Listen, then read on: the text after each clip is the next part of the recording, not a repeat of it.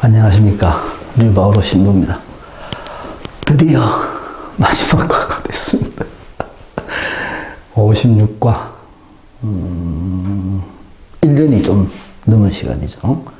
중간에 뭐 빠진 적이 있었는가 모르겠다만 하여튼 뭐 가능한 한 매주 제가 올리려고 노력을 했었고 이제 마지막 시간이 되었습니다. 요한복음의 마지막 시간이 되었습니다. 뭐 구독자들도 뭐 숫자가 조금씩 늘고 또 사람들도 많은 관심을 가져줬고 또 저에게 제가 하는 이런 짓에 대해서 격려하시는 그런 많은 글들도 있었고 제가 무조건 참으로 감사하게 생각하고 내가 정말 이 순간까지 올 수 있도록 이끌어 주시고 내가 이런 걸 할 수 있도록 용기를 주신 하느님한테 진심으로 감사를 드립니다. 이제까지 같이 애독에 뭐라고 해도 들어주신, 봐주신, 도와주신, 구독해주신 많은 분들에게 진심으로 감사를 드리고 이것으로 끝이 아니고 또 다음 요한복음을 끝나고 난 후에 또 다른 과목을 시작할 수 있도록 준비를 하고 있으니까 그걸 또 할 수 있도록 해주시면 좋겠습니다. 누군가 어제 뭐 연락이 와가지고 다음에 끝날 때 돼간데 다음에 뭐 하십니까? 말씀하시던데 다음에 할 과는 로마서 지금 준비하고 있습니다. 제 생각에 4월 중순쯤 되면 로마서 소개 시간이 아마 올라갈 수 있을 겁니다. 부활 지나고 그렇게 지금 준비를 하고 있습니다. 어쨌든 이 요한복음이 오늘로서 이제 마지막이 되게 됐다는 것에 대해서 굉장히 기쁘게 생각하고 또 그동안 호응해 주신 데 대해서 감사하게 생각합니다. 오늘 들을 얘기는 베드로 얘기입니다. 베드로 얘기가 왜 여기 들어가 있느냐. 실제적으로 우리가 지난번에 봤던 것처럼 오늘이 56과인데 56과하고 55과 지난번 그 티베리아스 호숫가에서 예수님께서 고기를 잡으셨던 장면 이 두 과는 나중에 결부된 성경 말씀이라고 이렇게 얘기를 합니다.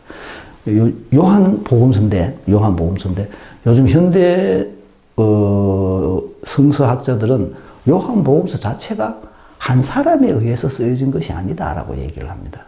많은 그 여러 가지 8가지 표징이 들어가 있는데 그 표징들이 각각 갖고 있는 의미들도 다 다르고 또 그 뒤에 특히 예수님께서 최후의 만찬을 하시고 난 후에 나왔던 굉장히 긴 이별 담론 그 이별 담론 전부도 각각의 나름대로의 그 원천이 다르고 이래서 요한복음 자체가 한 명에 의해서 쓰여진 것이 아니라 여러 가지 흩어져 있던 단편들이 누군가의 손에 의해서 짜집기 되었고 그 짜집기 된 그 단편을 이름 붙이기를 요한복음이라고 붙였다. 이렇게 설명하는 것이 요즘 이 성서학계에서의 중론입니다. 그래서 오늘 우리가 보게 되는 이 부분들은 굉장히 후대에 붙어 쓸 것이다. 그렇게 설명합니다. 후대에 이것이 첨부되었던 제일 중요한 이유는 베드로의 수익권 때문입니다. 초대교회 때만 해도 로마 주교는 별로 중요하지 않았습니다. 왜냐하면 그때는 박해시대이기 때문에 그리고 실제로 베드로가 로마에서 죽었는지 안 죽었는지에 대해서도 정확하지 않습니다. 그것도 내가 나중에 로마서 공부할 때 다시 공부를 한번 하게 되겠습니다만은 실제적으로는 중요하지 않고 이런 것들도 아무런 의미가 없었는데 박해시대이기 때문에 다만 자기들 공동체 로마 공동체의 대표 정도는 뽑았을 것이다. 그리고 지금도 교황이 몇 대인지 뭐 300 몇 대하고 이렇게 뭐 숫자를 세알이 샀는데 1대부터 해가지고 이름은 쭉 있습니다. 이름은. 중간에 뭐 없는 사람들도 있긴 있지만 그렇지만 1대부터 이름은 쭉 있는데 그들 나름대로의 어떤 공동체의 그 지도자, 대표성을 띠는 사람은 있었지만은 그 대표성을 띠는 사람이 지금 우리들이 생각하는 것과 같은 교황이라는 이런 지위를 누리지는 못했을 것이다라고 생각을 합니다. 300년경에 325년입니까? 밀라노 칙령에 의해서 천주교회가 이 그리스도교가 종교의 자유를 얻고 난 후에 주된 세력은 이 동쪽이었습니다. 동쪽. 그때까지만 해도. 그러니까 이스라엘 그리고 아프리카 그리고 지금 우리가 알고 있는 터키, 시리아, 이 동부 해안 지역, 이 콘스탄티노플, 이 사도 바오로가 전교 여행을 다녔던 이 지역이 훨씬 더 중요한 교회였습니다. 최고의 교회가 예루살렘 교회였고, 그 다음이 안티오키아 교회였습니다. 학파도 생겼습니다. 학파. 예루살렘 학파, 안티오키아 학파. 그리고 그 밑에 이제 알렉산드리아에서 또 새로운 이런 학문의 기주들이 나타나기 시작했고, 이때만 해도 모든 것이 동방 중심이었는데, 이 동방 중심이 400년 돼가지고 사라센 제국이 기승하면서 이것들이 전부 다 이슬람한테 점령을 당하게 됩니다. 그리고 콘스탄티노플만 남게 되죠. 이 콘스탄티노플이 계속 중심이 있었는데, 그때만 해도 로마가 별로 뭐 힘을 발휘하지 못하고 로마에 있던 교황이 밀라노에도 갔다가 로마에도 왔다가 뭐 왔다 갔다 하는 이런 수도가 왔다 갔다 하는 그런 처지였는데, 이민족의 침입에 의해서 로마가 멸망하고 여러 가지 많은 새로운 세력들이 정당하면서 그 새로운 세력들에게 그리스도교가 전해지면서부터 로마 교회의 중요성이 등장하기 시작한 겁니다. 왜? 콘스탄티노플이 너무 커졌기 때문에 이 원래 로마가 가지고 있었던 로마의 권위를 다시금 이렇게 세워야 된다는 작업이 시작이 됩니다. 그 새로이 들어온 그 여러 가지 신진 세력들에 의해서 로마가 서로마 제국이 부서지고 난 후에 다시금 로마가 중심이라는 것에 대한 자각이 일어나게 되고, 그리고 그 나머지 신흥 세력들에게 세례를 줌으로써 그들을 그리스도교화해서 이 옛날 서로마 제국이 담당하고 있던 그 많은 영토에 그리스도교가 큰 힘을 가지게 됩니다. 그리고 그 힘의 구심점이 필요하게 된 거죠. 그래서 다시금 로마 주교가 정면에 등장하게 됩니다. 그 로마 주교의 수익권 문제입니다. 핵심은 어떻게 해서 로마 주교가 교회의 1번 제자가 됐느냐, 이 문제죠. 그거에 대한 정당성을 회복하기 위한 것이 오늘 우리가 공부하게 될 이 내용입니다. 핵심은 뭡니까? 핵심은 공간복음에 나오는, 요한복음에도 나옵니까? 예수님께서 돌아가시기 전에 베드로가 예수님을 3번 배반했던 그 배반을 복구시키신 거예요. 그래서 오늘 우리가 볼 내용에 베드로는 예수님에게 예수님을 사랑한다고 3번 고백을 합니다. 그래서 베드로가 가졌던 그 올리브산 가야바의 집 앞에서의 3번의 배반, 그거를 회복시켜 주려고 하는 거죠. 지극히 어떤 면에서는 정치적인 그런 개념들이 있습니다. 중요한 것은 그게 아니고 베드로의 수익권을 회복시켜 주기 위한 겁니다. 읽어보겠습니다. 그들이 아침을 먹은 다음에 예수님께서 시몬 베드로에게 물으셨다. 요한의 아들 시몬아, 너는 이들이 나를 사랑하는 것보다 더 나를 사랑하느냐? 베드로가 예 주님, 제가 주님을 사랑하는 줄을 주님께서 아십니다 하고 대답하자 예수님께서 그에게 말씀하셨다. 내 어린 양들을 돌보아라. 예수님께서 다시 2번째로 베드로에게 물으셨다. 요한의 아들 시몬아, 너는 나를 사랑하느냐? 베드로가 예 주님, 제가 주님을 사랑하는 줄을 주님께서 아십니다 하고 대답하자 예수님께서 그에게 말씀하셨다. 내 양들을 돌보아라. 예수님께서 3번째로 베드로에게 물으셨다. 요한의 아들 시몬아, 너는 나를 사랑하느냐? 베드로는 예수님께서 3번이나 나를 사랑하느냐 하고 물으심으로 슬퍼하며 대답하였다. 주님, 주님께서는 모든 것을 아십니다. 제가 주님을 사랑하는 줄을 주님께서는 알고 계십니다. 그러자 예수님께서 베드로에게 말씀하셨다. 내 양들을 돌보아라. 내가 진실로 진실로 너에게 말한다. 네가 젊었을 때에는 스스로 허리띠를 메고 원하는 곳으로 다녔다. 그러나 늙어서는 네가 2 팔을 벌리면 다른 이들이 너에게 허리띠를 메어주고서 네가 원하지 않는 곳으로 데려갈 것이다. 예수님께서는 이렇게 말씀하시어 베드로가 어떠한 죽음으로 하나님을 영광스럽게 할 것인지 가리키신 것이다. 이렇게 이르신 다음에 예수님께서는 베드로에게 나를 따라라 하고 말씀하셨다.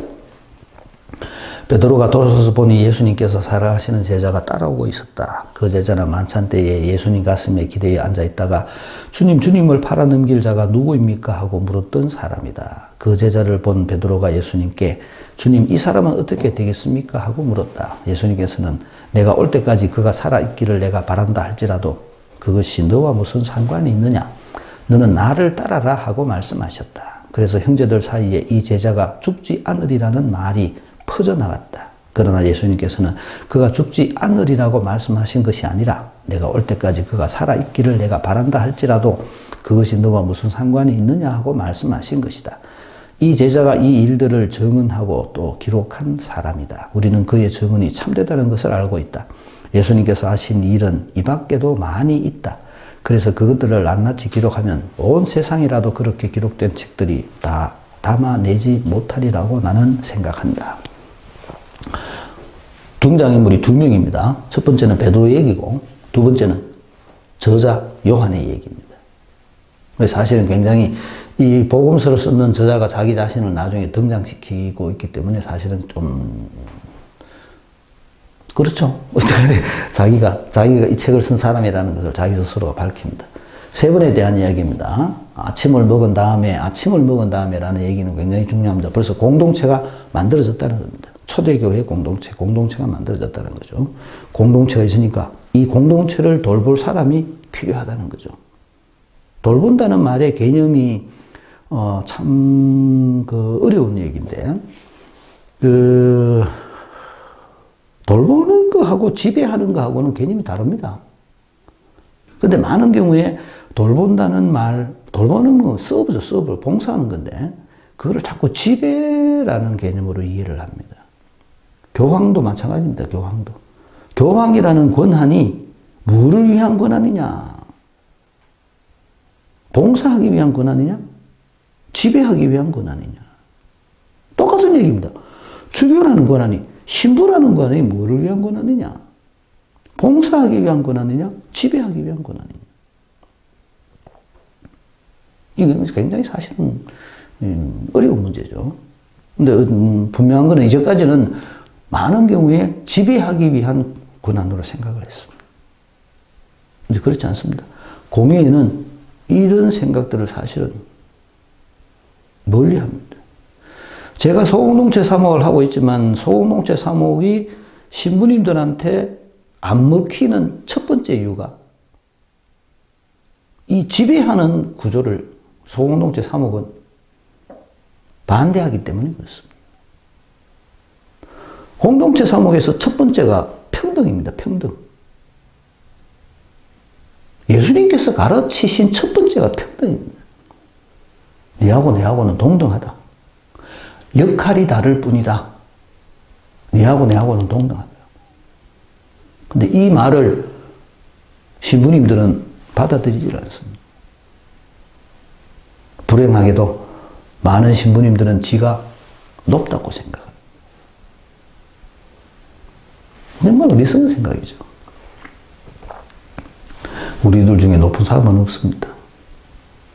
우리들 중에 계급이 있어서는 안 됩니다. 그거는 벌써 공동체가 아닙니다. 계급이 없어야 됩니다. 그게 첫 번째입니다. 그런데 그런 의식을 깨트리는 것이 굉장히 어렵습니다. 우리 신자들 속도 마찬가지입니다. 신자들도 스스로는 그렇게 얘기를 안 하지만 자기들 속에 계급이 있습니다. 하는 사람, 안 하는 사람.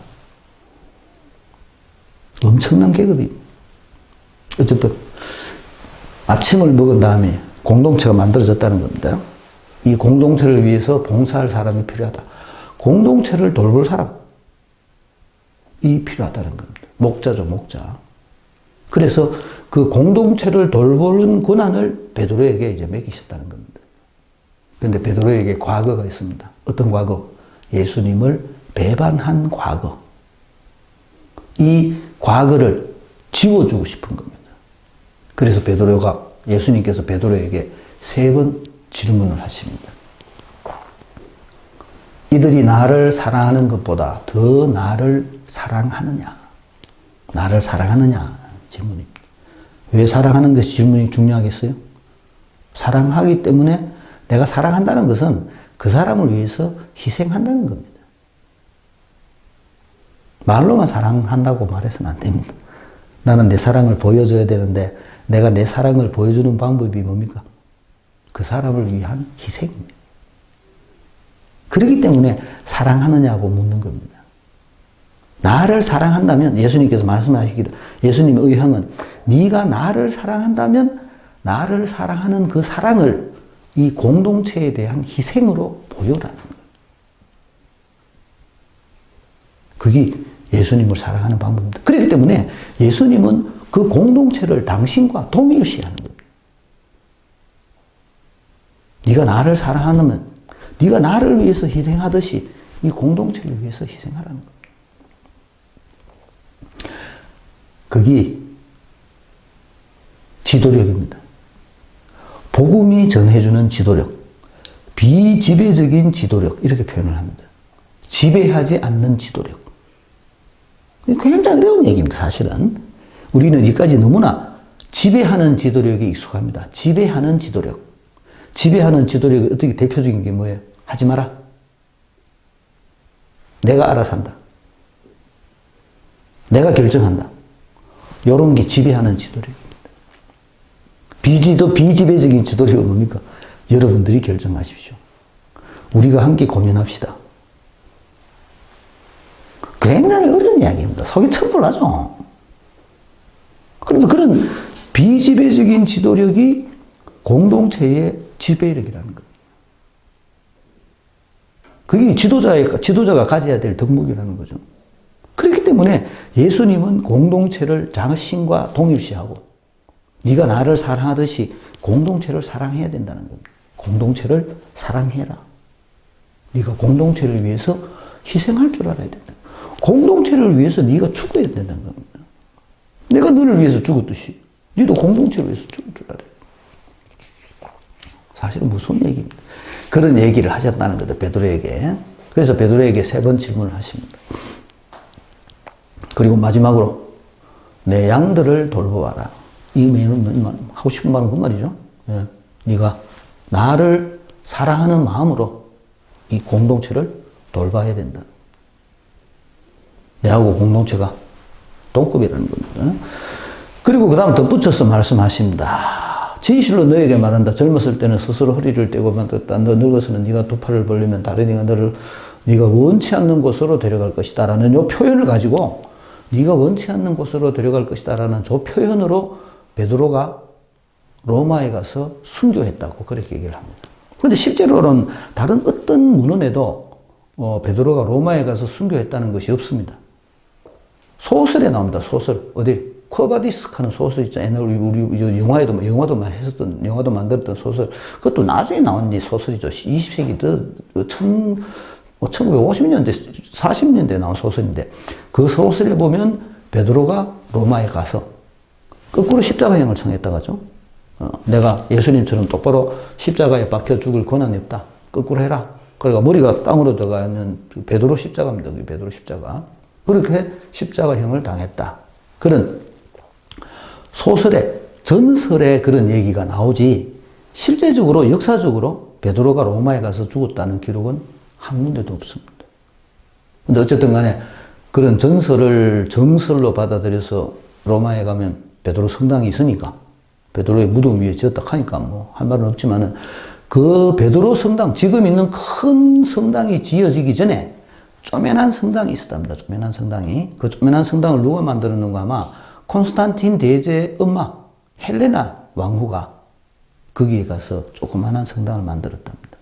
우리가 지금 성지순례 가서 보는 여러 가지 예루살렘에 있는 주위에 있는 많은 경당들도 대부분이 헬레나 왕후가 지은 겁니다.